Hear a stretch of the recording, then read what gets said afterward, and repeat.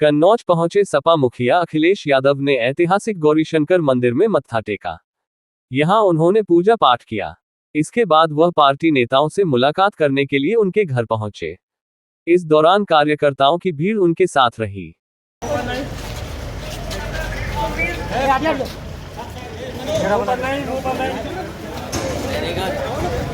जो सबसे ज्यादा परेशानी तकलीफ में रहे,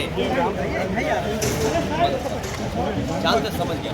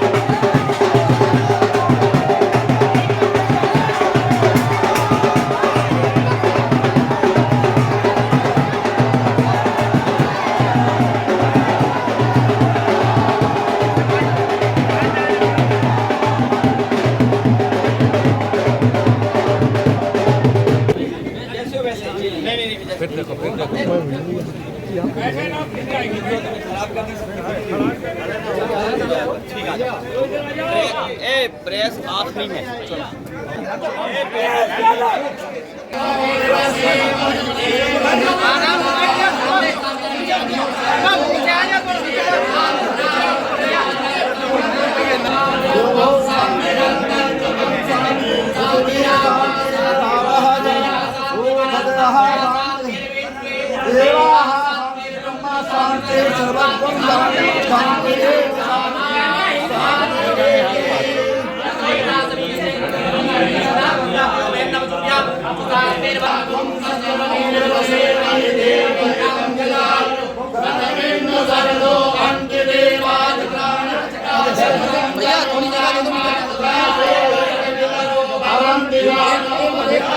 अरे धक्का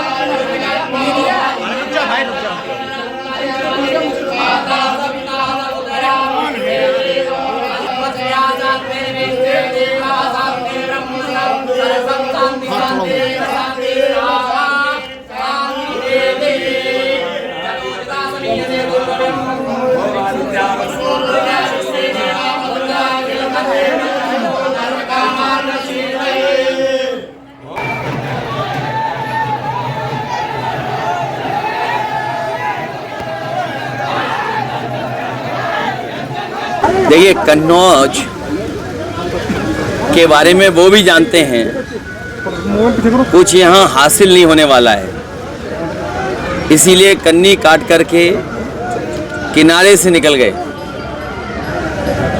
और कन्नौज हमेशा इतिहास बनाने का काम किया है। इस बार कन्नौज की जनता न केवल जिताने जा रही है, बल्कि ऐतिहासिक वोटों से बीजेपी को हराने जा रही है। जिन लोगों ने बातें झूठी की हों, वादे झूठे किए हों, अब जनता उनसे सच्चे सवाल पूछ रही है। किसान की आय दोगुनी क्यों नहीं हुई?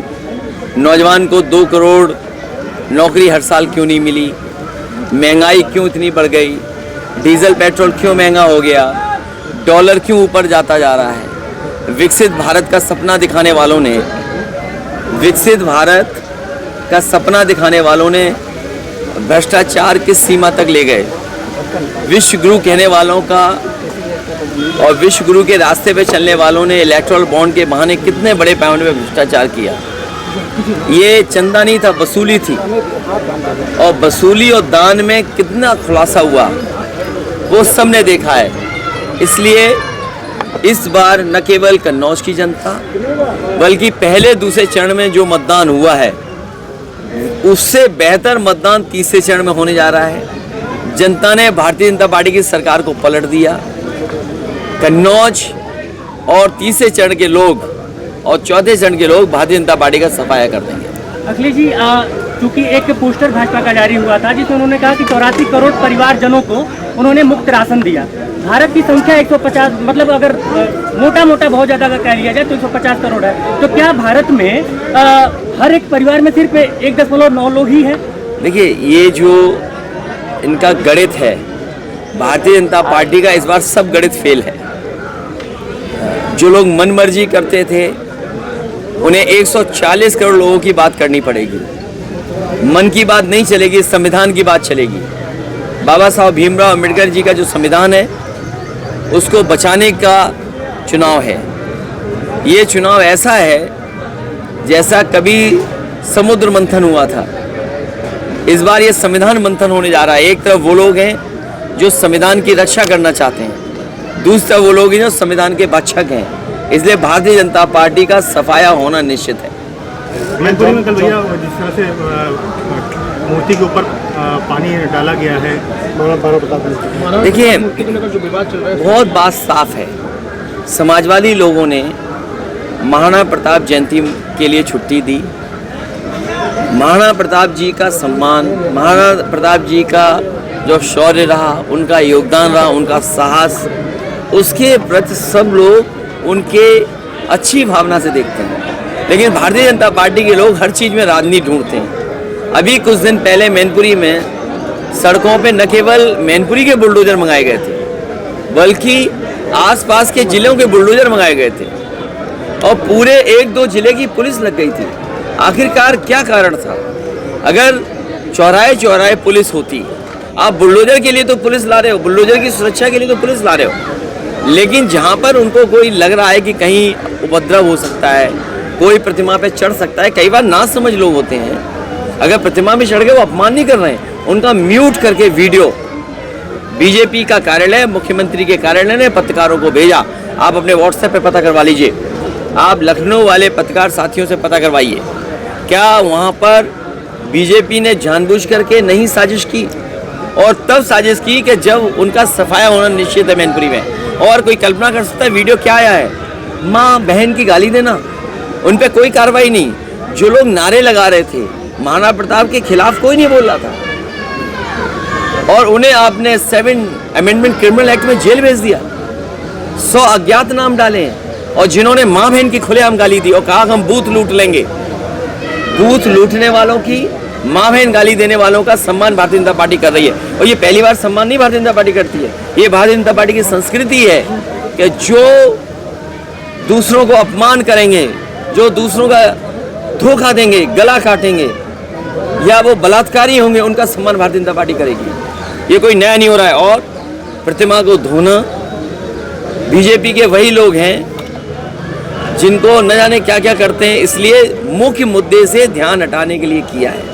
एक बहुत बड़ी इडियट मूवी बनी थी और कई दिनों से वो धरने पे बैठे हैं इस बात को लेके कि चीन के द्वारा अतिक्रमण किया जा रहा है। विपक्ष के तमाम बड़े नेता, मतलब कि ये आवाज सोनम वांगचुक की क्या वहीं पे धरी की धरी रह जाएगी या फिर उसको उठाया जाएगा विपक्ष के नेताओं? सोनम वांगचुक और उनके तमाम साथी सहयोगी बहुत दिनों से संघर्ष कर रहे हैं और जो घटनाएं चीन की सीमा पर भारत की भूमि पर हो रही हैं उसके बारे में जनता को, सरकार को इशारा कर रहे हैं, जागरूक कर रहे हैं। लेकिन कमाल की सरकार है जो सो रही है। सरकार को अपने भारत की सीमा की सुरक्षा को लेकर के कोई चिंता नहीं है। और अगर चिंता होती तो क्या रिजांगला का मेमोरियल तोड़ दिया जाता? क्या रिजांगला का मेमोरियल उन तमाम जवानों की याद में बना था जिन्होंने चीन से हमारी धरती को बचाया था, भारत माँ की ज़मीन बचाई थी? जो लोग भारत माँ का नारा लगाते हैं, जो भारत माँ की जय बोल के भाषण शुरू करते हैं, ख़त्म करते हैं, क्या उनको ये चिंता नहीं है कि चीन ने भारत माता की ज़मीन को कब्जा कर लिया, छीन लिया? तो ये बड़े सवाल हैं जिसका जवाब नहीं देना चाहते हैं, इसीलिए जानबूझ करके ये कई बार ऐसे सवाल उठाते हैं जो जनता के सवाल नहीं हैं। ये पहला राजनीतिक दल है जो अपने ही नैरेटिव में फंस गया, अपने बनाए हुए जाल में फंस गया।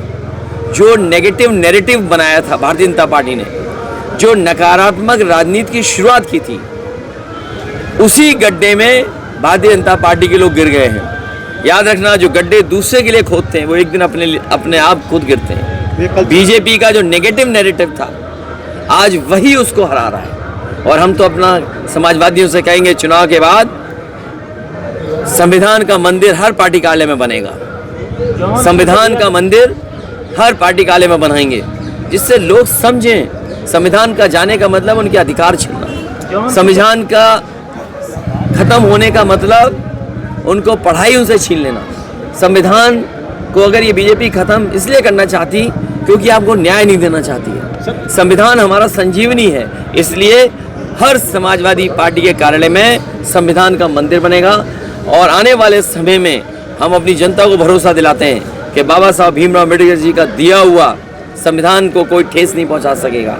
जो संविधान बदलने निकले हैं उनको जनता बदल देगी इस बार।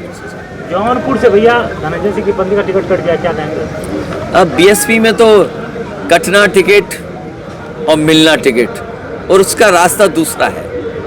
और टिकट कटना टिकट मिलना राजनीति में होता रहता है। कई बार राजनीतिक दल और राजनीतिक दल के जो नेता होते हैं सुझाव देते हैं, तो अगर सकारात्मक निर्णय लिया हो तब तो ठीक है, लेकिन निर्णय किसी और बात को लेकर के लिया हो। बहुजन समाज पार्टी, मैं अपने बहुजन समाज के लोगों से कहूँगा, बहुजन समाज पार्टी को वोट देने का मतलब है अपना वोट खराब करना। वो बीजेपी का साथ दे रहे हैं, चाहे सामने से चाहे पीछे से। इसलिए मैं आपके सामने अपील करता हूँ कि बहुजन समाज पार्टी को वोट देने का मतलब है अपना वोट खराब करना। भैया सीएम योगी ने कहा कांग्रेस और सपा को लेकर कि ये इनके डीएनए में रामद्रोह है और ये लोग देशद्रोही हैं। ये जिस पेड़ के नीचे बैठे हैं, ये पेड़ वो है जिस पेड़ पे आखिरी समय पे कृष्ण भगवान रहे। मैं इस पेड़ को साक्षी मान के कहना चाहता हूँ कि भारतीय जनता पार्टी के जितने नेता हैं सब झूठे हैं। एक आखिरी सवाल है, ये कल चुनाव हो रहा है, कल मैं कल के चुनाव के लिए मतदाताओं को कहूँगा कि ज़्यादा से ज़्यादा मतदान करें और नकारात्मक सोच वालों को हटाएं। छापेमारी भी जो नकारात्मक राजनीति कर रहे हैं उनको हटाएं। ये पुलिस वाले जो छापा मार रहे हैं, पुलिस वाले याद रखें और प्रशासन के लोग, क्योंकि इनकी भी नौकरी 3 साल की हो जाएगी। और डीएम को आउटसोर्स कर दिया तो आप बताइए, लेटरल एंट्री हुई थी, लेटरल एंट्री की गई थी दिल्ली में, उनसे काम लिए, गलत काम कराए और 3 साल बाद अमेरिका चले गए सब छोड़ करके। ये आपको पता है कि नहीं पता है? लेटरल एंट्री में जिनको आईएएस अफसर बनाया गया था, दिल्ली में नौकरी दी गई थी, बड़े बड़े काम करवा लिए, अपने मन मर्जी फैसले करा लिए, उसके बाद वो लोग नौकरी छोड़ के अमेरिका भाग गए। तो एक दिन ऐसा आएगा कि लेटरल एंट्री से डीएम बैठ जाएंगे और बाद में डीएम छोड़ के भाग जाएंगे भारत। अभी तक तो उद्योगपति छोड़ के भारत गए थे भाग के। ये जो बीजेपी ने आईएएस बनाए थे, ये भी भारत छोड़ के चले गए। एक आखिरी सवाल और है, बीजेपी वाले बताएं कि लेटरल एंट्री वाले भारत छोड़ के कितने भागे हैं। भैया संभल में मुस्लिम महिलाओं को बुर्के में जाने से रोका जा रहा है। देखिए, ये बीजेपी की ट्रिक होती है, स्ट्रेट ये इसकी रणनीति है, इधर रणनीति में फंसिए। मैं सबसे कहूँगा ज़्यादा से ज़्यादा वोट डालें। एक आखिरी सवाल है, उत्तर प्रदेश में 80 सीटें हैं, इस बार गठबंधन को कितनी मिलने जा रही हैं? अभी तक गठबंधन के पक्ष में जो मतदान हुआ है उसमें 79 सीटें जीत जाएंगे, केवल एक में लड़ाई है। कौन सी वाली? क्यूटो में। शिवपाल जी पे एफआईआर हो गई है। ये प्रशासन को एफआईआर नहीं करनी चाहिए, प्रशासन खुद लगा हुआ है बेईमानी करने में। आप बताइए, मैनपुरी में क्या प्रशासन ने नई बेईमानी कर रही? इसी तरह बदायूं में और अधिकारी मजबूर हैं। दिल्ली वाले, लखनऊ वाले इतना प्रेशर कर रहे हैं जिसकी आप कल्पना नहीं कर सकते। और मुझे सुनने में आया है एक अधिकारी जो रिटायर्ड था, एक अधिकारी रिटायर्ड जो चीफ सेक्रेटरी लेवल पे था, वो बाकायदा गाड़ी से गया और उस रास्ते गया जहां भारतीय जनता पार्टी हार रही है। सभी अधिकारियों को निर्देश देते हुआ गया कि ये चुनाव जीतना है, चुनाव समाजवादियों को हराना है। मैं पत्रकार साथियों से कहता हूं बड़ी जिम्मेदारी के साथ, उस अधिकारी का खोजिए कि जो अधिकारी सड़क से गया था, बड़ा अधिकारी है, रिटायर होने के बाद ऊंची पोस्ट पे बैठा था, वो हर अधिकारी को फ़ोन करके गया, क्योंकि ये अधिकारी न समझें कि उनके यहाँ केवल उनके ही लोग हैं। यह भी है कि अधिकारी दबी जवान से कह रहे हैं कि हम क्या करें, हमारे ऊपर इतना प्रेशर है, तो सोचिए इसका चुनाव आयोग भी नोटिस ले कि ऐसे कौन से अधिकारी हैं जो निर्देश दे रहे हैं कि समाजवादी पार्टी के नेताओं पर FIR हो, समाजवादी पार्टी के जो कार्यकर्ता हैं उन पर झूठे मुकदमे लगाए जाएं। ऐसे अधिकारियों के खिलाफ चुनाव आयोग कार्रवाई करे।